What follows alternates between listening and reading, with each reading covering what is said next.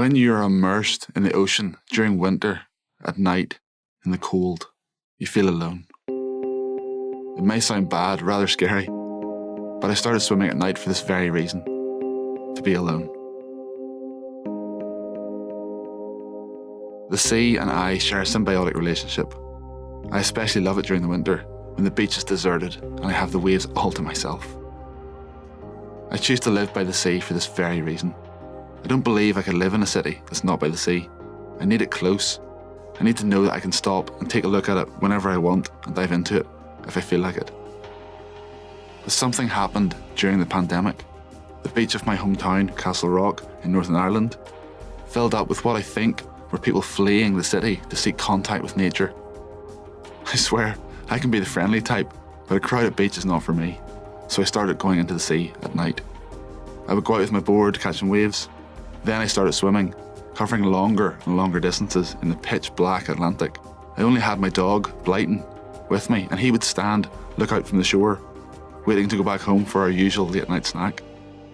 In the beginning, I would only swim for myself. Then I realised that what I was doing shared similarities with the times we are all living in, those of the pandemic. It was as if we all found ourselves in cold and dark waters, trying to swim and keep our head above water until warmth, light, or better times came.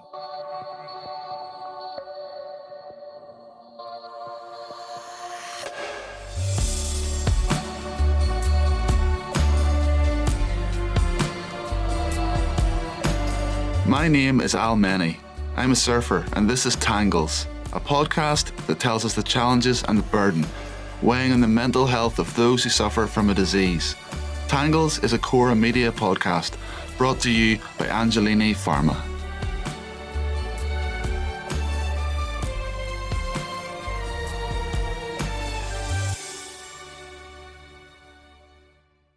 I want to try to tell you a story, and to do so, we have to leave the beach close to my home.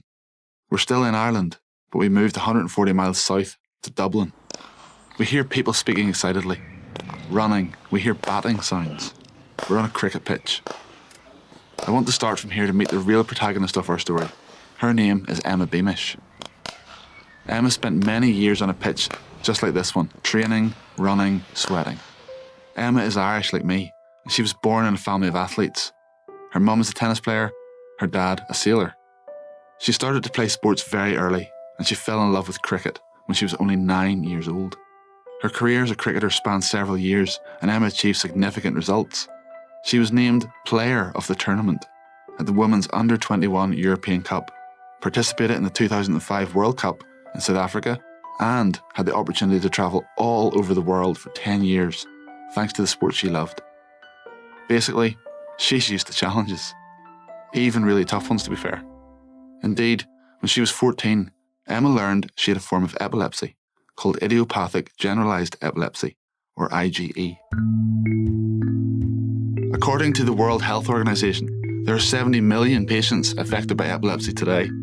It's the most prevalent condition affecting the central nervous system around the world.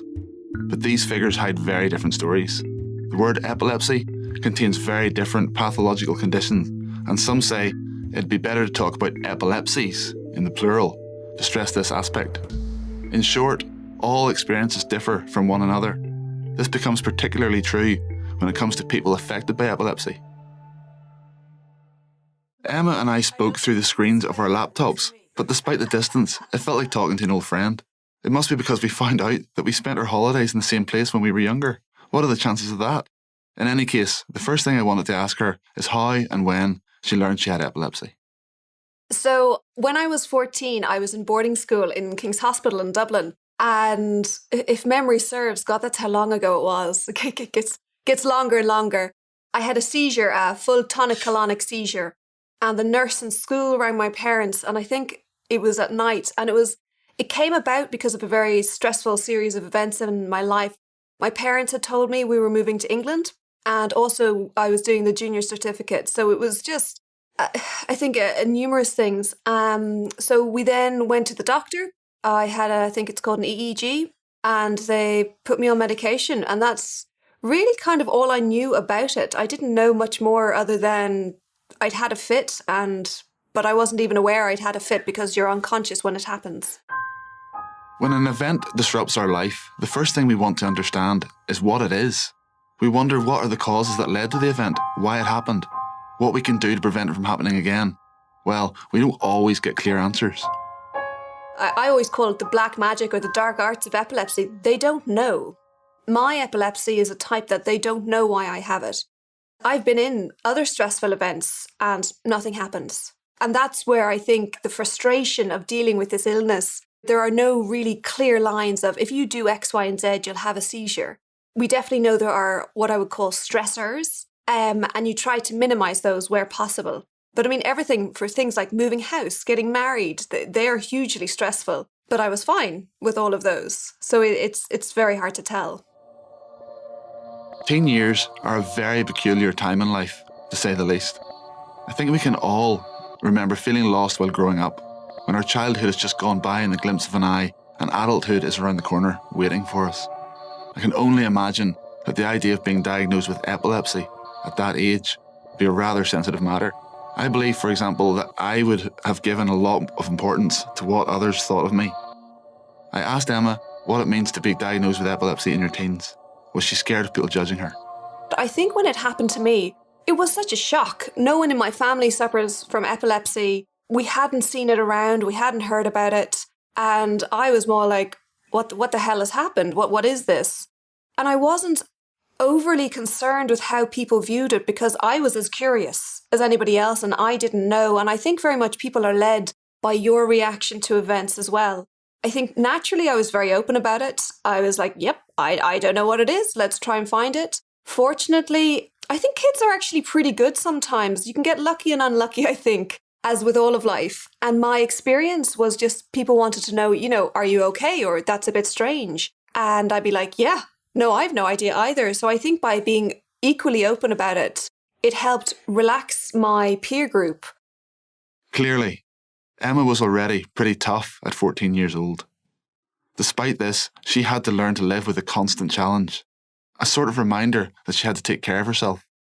Early on, she learned one of the ultimate truths of life, which we all have to come to terms with sooner or later. At different levels, sometimes things just happen. Trust me though, she puts it way better than I do. I think growing up, it's definitely different at the different stages of life. That's definitely been a learning curve for me. You're always sort of aware of your surroundings, and the biggest thing for me was always just trying to stay healthy. And if I did have a seizure, you would look back and go, right, what was off balance there? What was out of kilter? Was I not eating well? Was I under constant stress? Was my lifestyle not working for me? And then equally, sometimes, if you don't mind my language, shit just happens. That goes under the heading of just life. And that's frustrating as well, because I remember, especially trying to drive, I think I was 17, so I was really keen, and you have to be seizure-free for a year in order to get your license. And I was doing everything right, and then I had one. And you're so upset, you're so frustrated, going, I was doing everything right, why is this happening? Sometimes you have to tinker with the medication to make sure it's right, and sometimes the really tough part is you don't get an answer. And trying to make peace with that, the lack of answers, has taken a long time for me to accept and to make peace with. At 14, Emma was already an athlete. Sport has always been a part of her life. I also started surfing when I was a kid, and when there's waves around me, I manage to think differently, see my problems in a different light. Surfing especially provided me with tools that I can utilise in completely different areas of my life. Big waves, for example, taught me to better manage anxiety and fear. In terms of mental health, sport taught me a whole lot. I asked Emma if sport was a teacher to her as well in a way. When I am well, sport is definitely, when you're present, I think the big things that I advocate for is a counsellor and your support system around you. And the counsellor recently really helped me to work on being more present. And definitely when you are playing sport or any sport, you are focused on something, you're on the ball. Even when I'm teaching, I'm an English teacher, and when you're focused on anything, you don't think of anything else. You're just being very, very present. And I think that is such a healthy way to live, because the what ifs aren't real. And you've got to really make sure you remind yourself of that. The what ifs are what sort of cripple us and make us not want to move, and they make us scared, but they're not coming from reality. Emma then says something that strikes me particularly, something she learned from sport, and which has to do with honesty, with the importance of always being honest with ourselves. I'm now 38, so I started playing cricket when I was 9. I retired when I was about 28 from international cricket. And I think the big things that I've learned that I've taken in with me is that you've got to be honest. Sometimes things don't work. You've got to try a lot of things.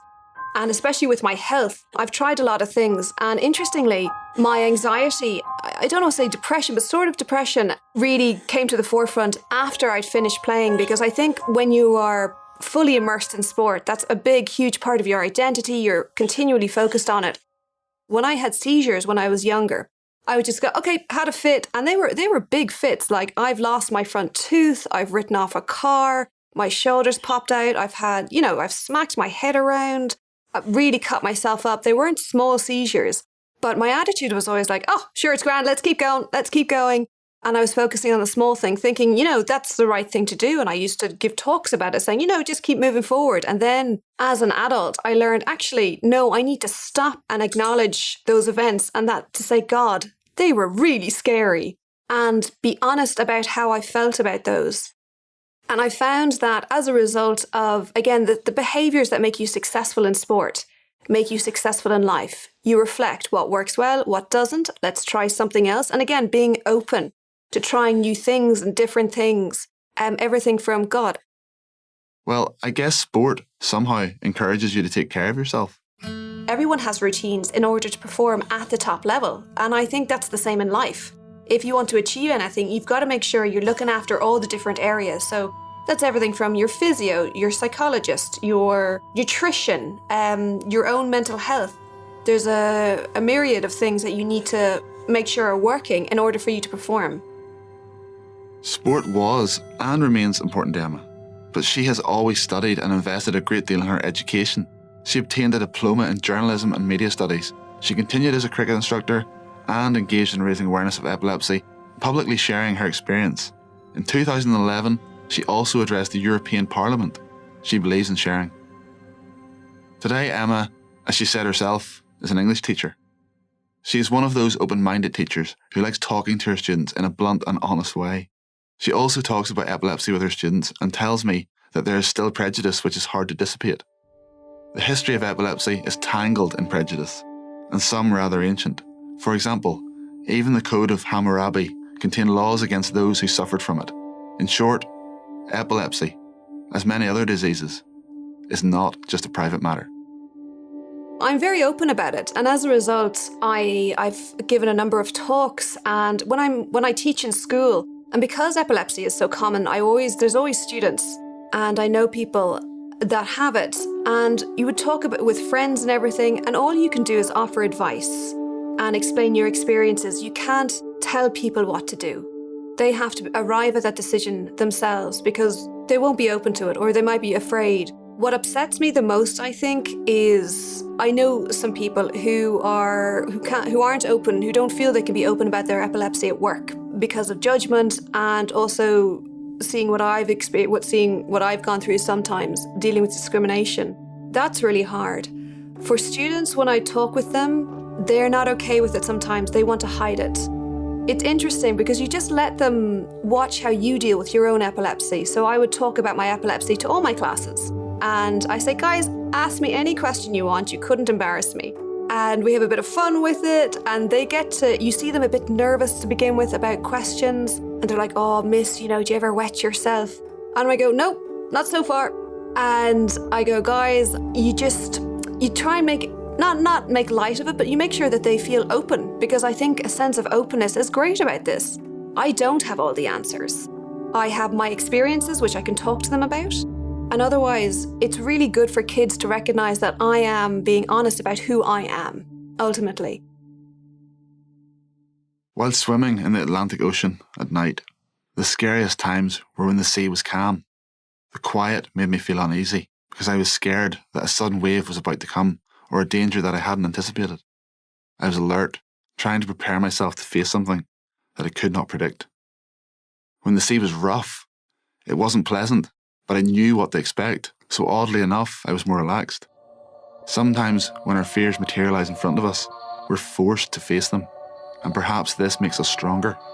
The fear of what could happen instead paralyses us.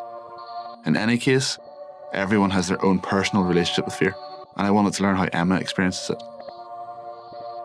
So I've had about 11 seizures in my whole life, and while that doesn't sound a lot, trust me, it's enough. I've been very fortunate that mostly my seizures are controlled through medication. And each seizure brings with it its own real struggles. So obviously, as I've said, when you have the seizure, I am unconscious. You come to, and your first feelings are fear, frustration, you're so upset, and then utter fear. My last one was in 2018, and that was my first one after 10 years. That was devastating, absolutely devastating, because I know why it happened. Life had been very stressful. I was working in a toxic environment, and I remember lying on the couch. I was also quite burnt out. So, you're just lying on the couch. I was then afraid to go outside the door, for a while. And here's a naturally confident person who's afraid to go walking by themselves, giving yourself a break and being really kind to yourself, actually. What was really difficult as well was for about 6 months to a year, I was waking up, oddly, in the first half hour of sleep, in the middle of a panic attack every night. And that, my God, was horrific. My poor husband. And it was all around my fear that I hadn't taken my pills. And again, so obviously it's just that fear of having a seizure again. Often it's the fear of having a seizure than the actual seizure, which is the worst thing. Emma shows real clarity of mind when she talks about her reactions. You can tell she had the opportunity to think it over, to seek help, to understand herself. She doesn't pretend to have unshakable certainties. Ironically, when I had the fit, and I'd been worried about having one, I was like, well, this is great. Like when your actual fear comes to a realization, you're like, geez, it wasn't that bad. So I was delighted, but the after effects take a long time to get your confidence back. I couldn't talk. I'm talking very freely and openly about epilepsy with you now, probably 2.5 years on, but for the first year, I couldn't talk about that seizure properly without getting really upset. And that's very odd for me because I've always been open about my epilepsy. And that's the fear it has and the impact it has on you. And you have to work really hard to get yourself back. And again, but interestingly, each seizure is different and my response to the seizure is different. So each time you're having just to mind yourself and just say, check in with yourself. How am I doing? You use your support network. I go back to what makes me happy, which is sport. And I think that's a big thing for anybody dealing with any mental health struggles is go back and have fun. Do something that makes you happy.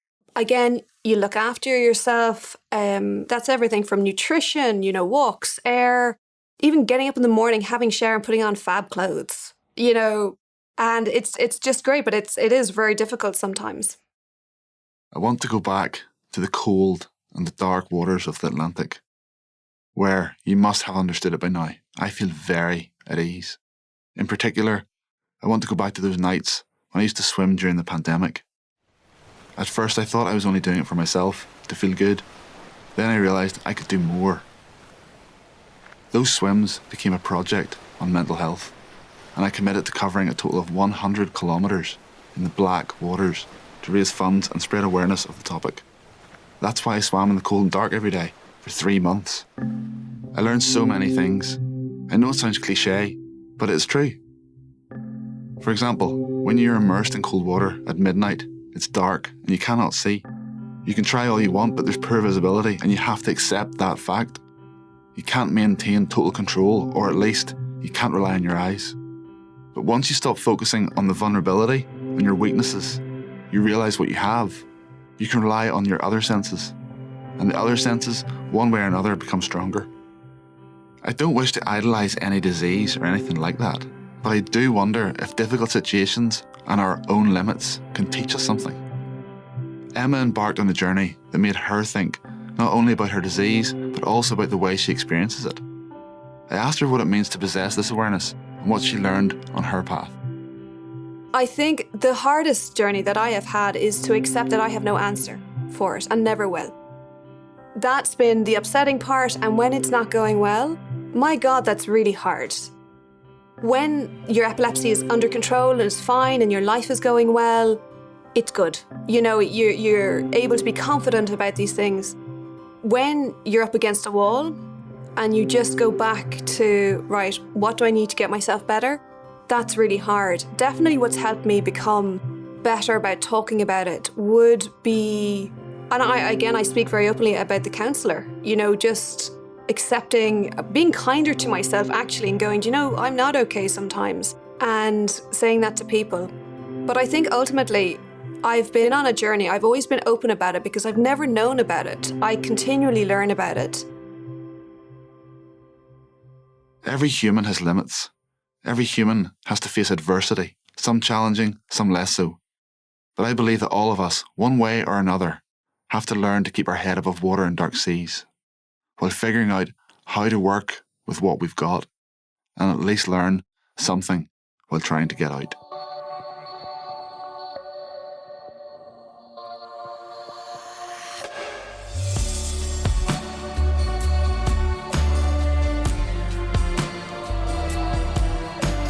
Tangles is a Cora media series brought to you by Angelini Pharma.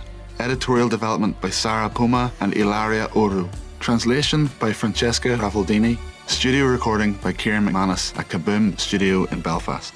Music, sound design, editing and post-production by Davide De Benedetti at Filmico. Anna Nena is the account producer for this episode.